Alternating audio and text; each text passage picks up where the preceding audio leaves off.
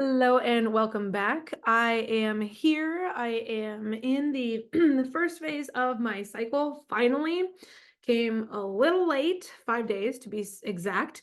And I knew that was going to happen because I had flown to Fresno, California, just about 2 weeks ago, and that was right before the end of my luteal phase, and it was just a very quick turnaround. Um, Travel always stresses me out, even if I'm going for a good thing.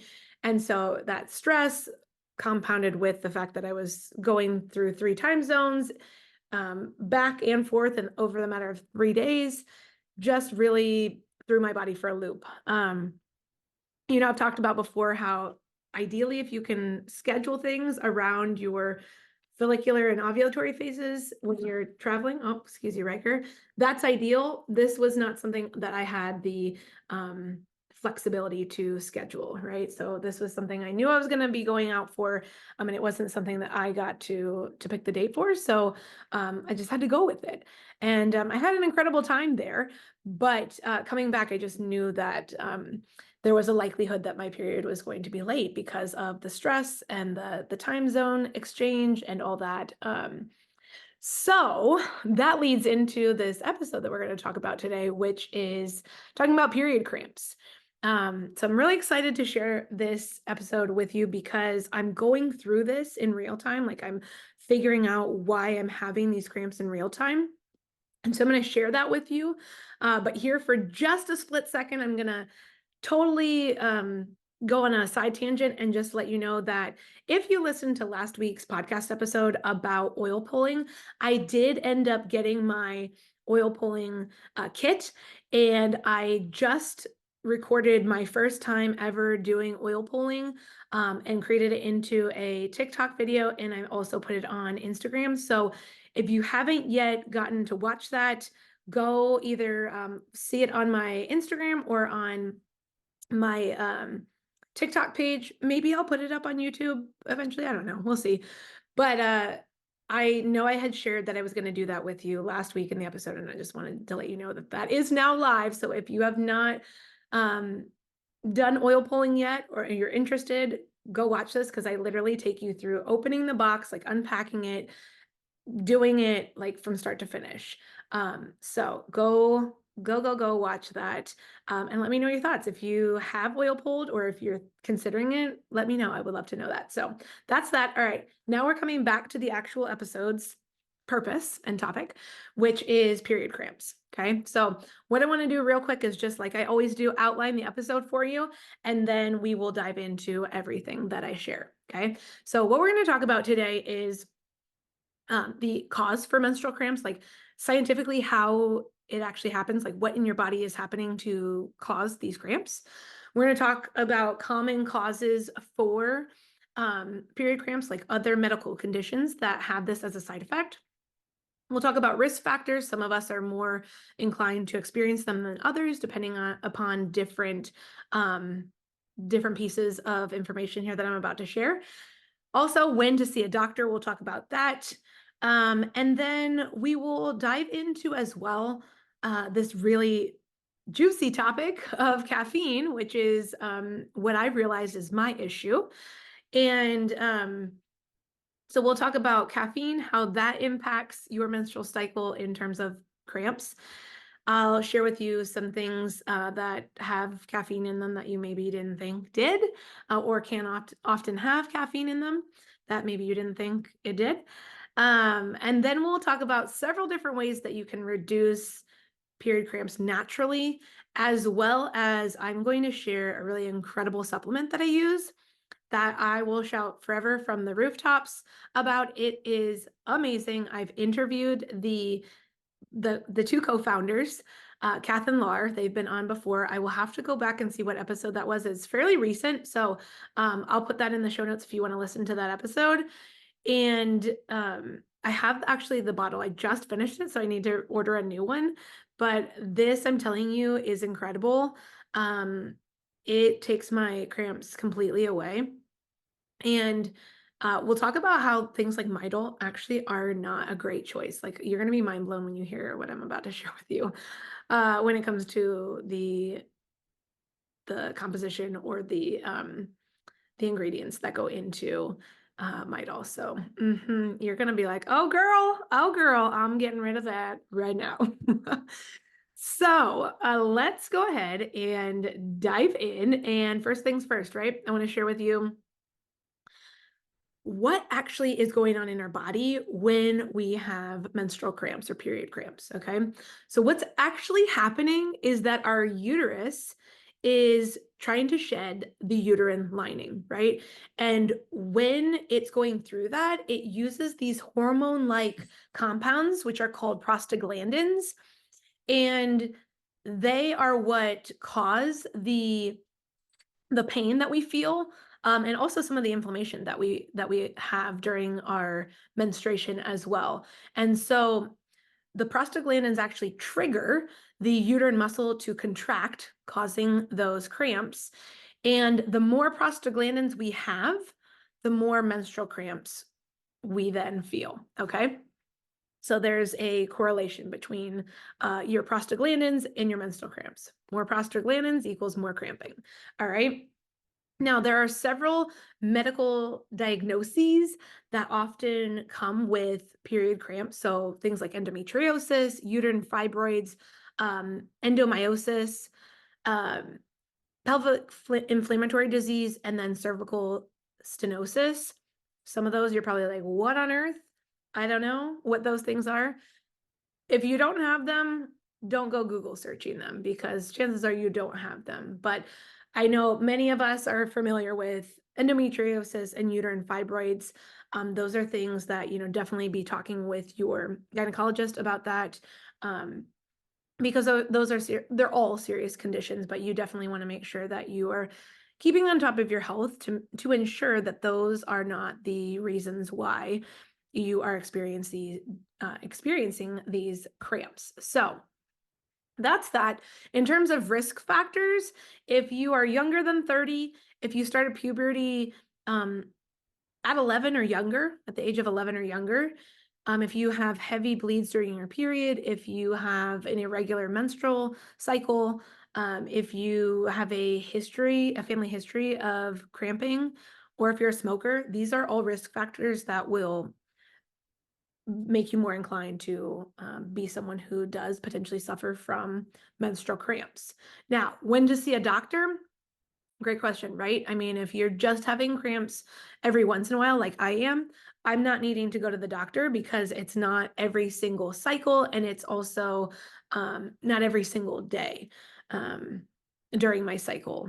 So that's something, that you want to keep in mind. But if the cramps are disrupting your life every single month, they're getting progressively worse, and your cramps are extremely severe past the age of 25, then we want to start talking with our doctor because, like I said, there could be something aforementioned that could be going on besides just it being cramps from, X, Y, and Z lifestyle reasons. So that's that.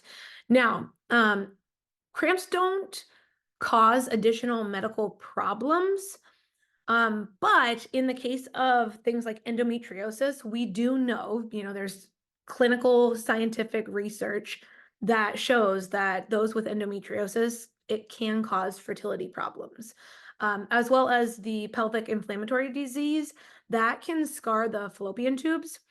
And that increases your risk of fertilizing an egg outside of the uterus, which is called an ectopic pregnancy. And you may have heard that, you know, from time to time, or maybe in the people that you follow. I know there's a couple people that I follow on social media that have had recently an ectopic pregnancy. So it's a very scary thing. It's real life. So I just wanted you to know that and keep that in mind as you are, thinking about some of these other conditions that I shared.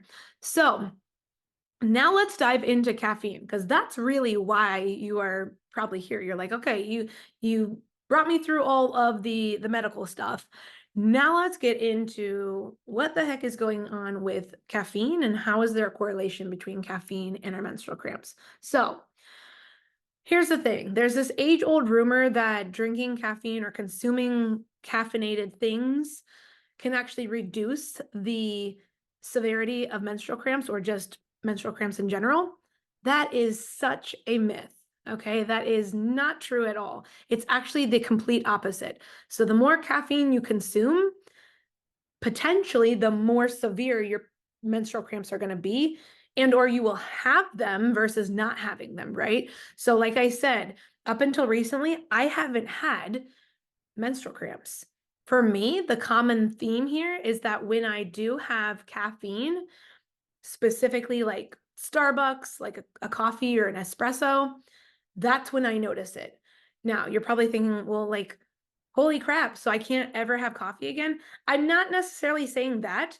There are times and places when that might be better for you than others. So I would suggest if you do want to still keep drinking coffee, either one, drink decaf, or two, I would recommend if you do need caffeinated coffee, try to stick with it just within your follicular phase and your ovulatory phase, because that's when you naturally have more energy and your body is going to be able to withstand that and the effects of it.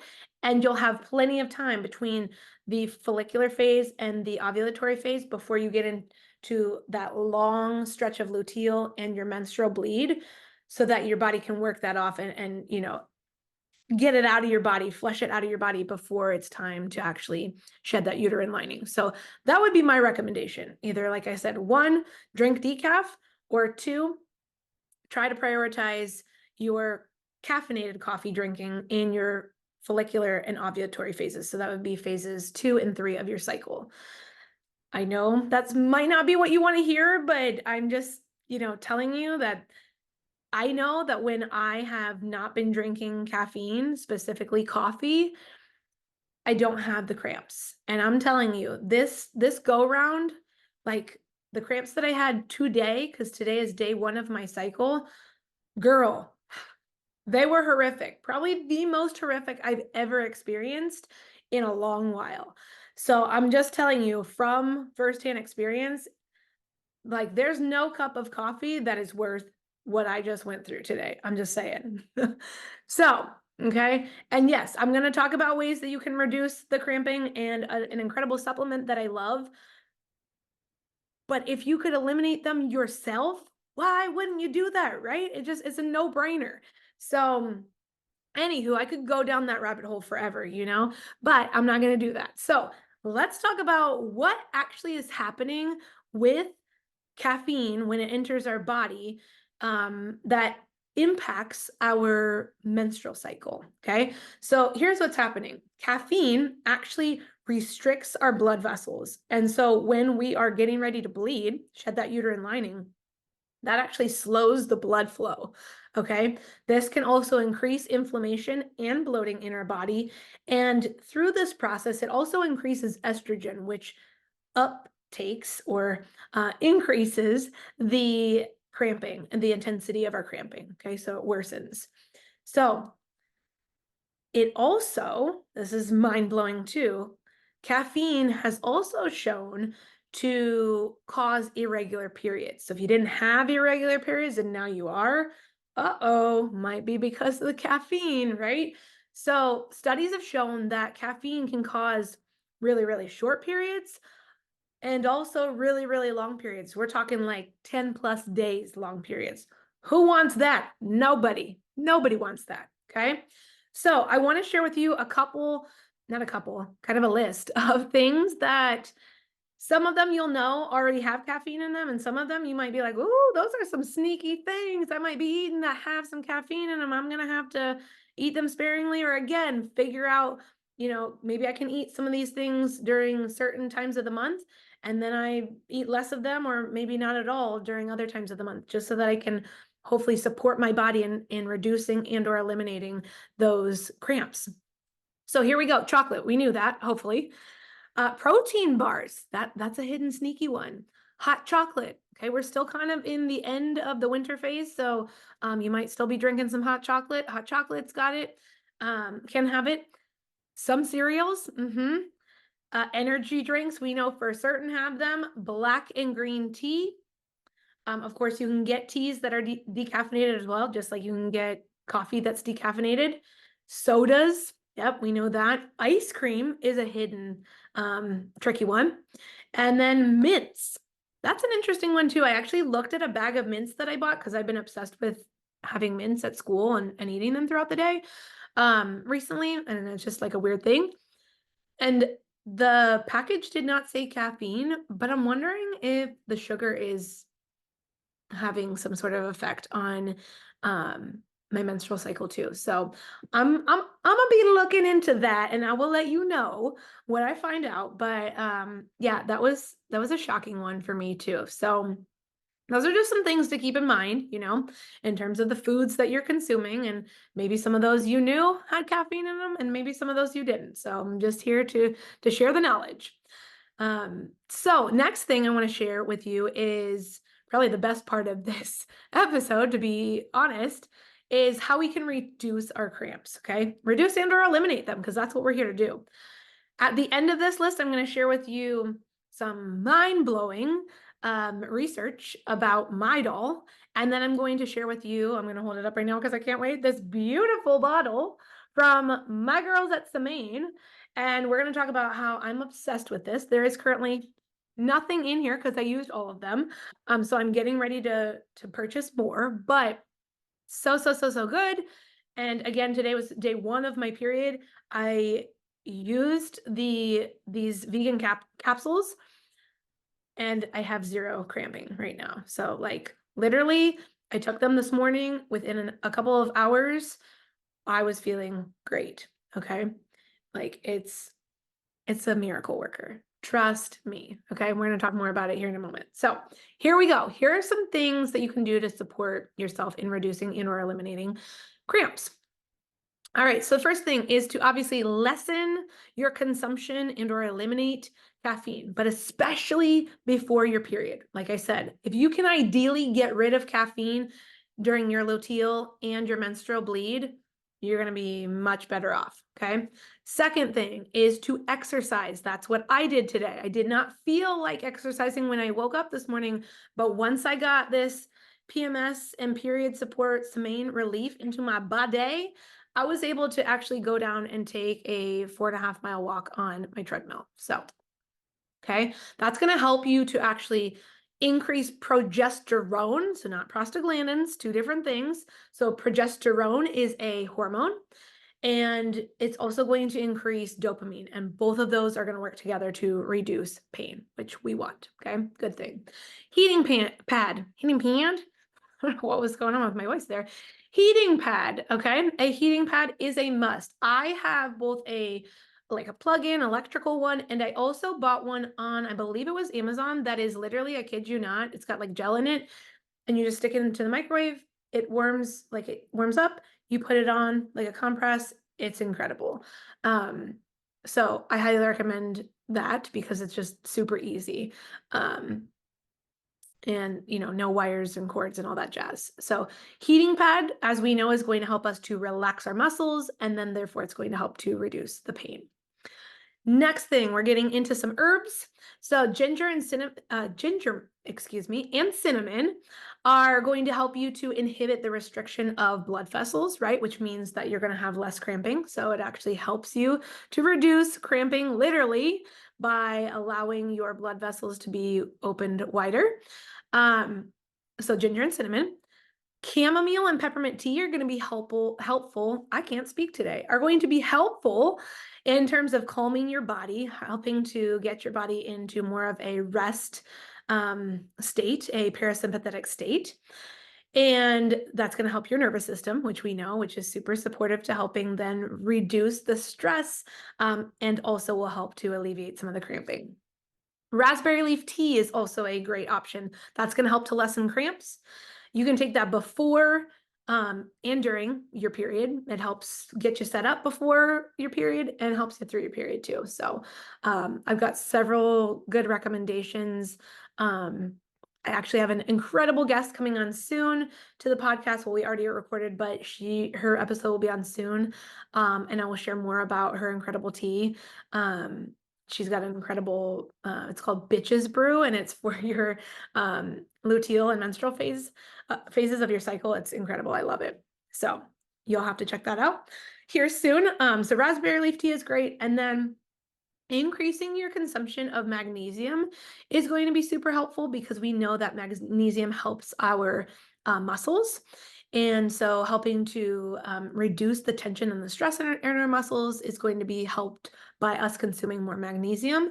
And so some foods, if you're not going to supplement with it, some foods that are going to be high and rich in magnesium would be things like black beans, bananas, whole grains, nuts, seeds, almonds specifically, spinach, and avocado. So those are just a couple you can try to incorporate into your daily routine. We're getting closer to spring, so you might be wanting to step out of your comfort zone and do some morning smoothies for breakfast. So, I mean, adding some banana, some nuts, and spinach, mixing that all together. You're going to have a good magnesium-rich smoothie. It's going to be mwah, chef's kiss. So, and then the last couple of things, I have two more to share with you. So acupressure and acupuncture. So acupressure is going to be more of the pushing on different meridian points in your body, and acupuncture is going to be with the needles. But that's going to help to calm your nervous system and thus help to reduce the cramping and the painful effects of that cramping. And then lastly, but definitely not least, is going to be yoga poses. So I'm actually, if you didn't know, which you probably didn't because I don't think I've mentioned it yet, but hello, I'm going to tell you now. I am working on my yoga teacher training certification. I'm doing it online. So hopefully here by the end of the summer, I will have the 200-hour yoga teacher training certification. So I'm super excited about that, but some really awesome poses that you can do that will help you to reduce and or eliminate cramps during your menstrual phase would be the cat-cow, the shavasana, fish pose, the balasana, which is like the child's pose, and camel pose. There are so many more, but I'm just giving you a couple right there. And if you don't know what some of those are, you can definitely go Google search them and see the visual of what those look like. But those are definitely super supportive. Okay, and then now we're getting into the juicy stuff, right? Because I told you we were going to talk about Midol. I told you we were going to go there. So Midol, okay? If it's on your shelf, it's about to not be here real soon because you're going to be mind freaking blown, okay? Midol, we know is used for cramps. All right. It contains, here we go. Here comes the mind blown emoji. It contains 60 milligrams of caffeine per capsule, per pill. Okay. That's like drinking two 12-ounce cans of soda. What? Like, that's nuts. Okay. Now, why, you ask? Why is there caffeine in there? Well, they claim it's used to support the fatigue and the headaches that people often have with cramping. Okay. That's why they put it in there. Makes no sense to me, but whatever. So instead of using Midol, what you're now going to use, girlfriend, is this. Okay. Look at this beautiful bottle. It's absolutely gorgeous. So it's called PMS and Period Support from my girls at Semaine. Kath and Laura are incredible. Like I said, go check the show notes. You'll see not only a link to their website, but a link to a blog that I wrote for them all about this particular product. And you will also see the episode that we did together a little while back that has since released on the podcast where we talk about everything that they're doing, which is absolutely freaking incredible and phenomenal. Okay, so let me tell you a little bit about the PMS and period support. Okay, so it has absolutely no caffeine. Absolutely none. All right. And it contains quercetin, boswellia, and magnesium. And all three of those, plus other things in the concoction, help to ease cramps. Okay. And lessen bloating. Because if you didn't see, it says reduces cramps. I don't expect you to see that, but it says reduces cramps, lessens bloating, and boost mood. Okay. Hello. Who wouldn't want those three things while you are in that time of the month? Hello, I would like that. Thank you. That's why I'm out of it and I need to purchase another one. All right. Now, the other thing that I love about this is that it's vegan, it's gluten-free, it's soy-free, it's non-GMO, it's hormone-free, and it's clinically tested. All of their ingredients are on this bottle and they're on their website. So if you're like, I want to know exactly what's in it, you can literally, before you purchase it, you can go to their website and see all the ingredients of every single product that they have. Okay. Now, I will warn you, just a disclaimer. Once you go on their website, you will be obsessed and you will want more than just the PMS and period support. Okay. I'm just saying, your girl's just letting you know before you look at your bank account and it's zero. Okay. So, like I said, in the show notes, you'll see a link to their website. You will see the blog post that I wrote for them. And then I will also drop the episode in which we chatted. So if you want to listen to that, you can hear more about their products. They're an absolute, Kath and Laura are absolutely freaking phenomenal and incredible. I know I will have them on again on the podcast for sure. Like that's just a given. So I'm super freaking pumped for when that next chance is. So that is that. I hope this is, like I said, like I always say, I hope this is. So that is that. I hope this was super supportive for you, like I always want these episodes to be. If you have any questions about anything that I shared today, please just shoot me a DM, touch base with me, and I'm more than happy to, give you more information, clarify if you need anything, all that good stuff. So hope you have a phenomenal start to the first full week of March. Holy cow, next week, next Sunday is going to be fall forward or spring forward, I guess. So not looking forward to losing an hour's sleep, but your girl got to do what your girl got to do. So that's that. I hope you have a wonderful week. And like always, I will chat with you soon. Take care.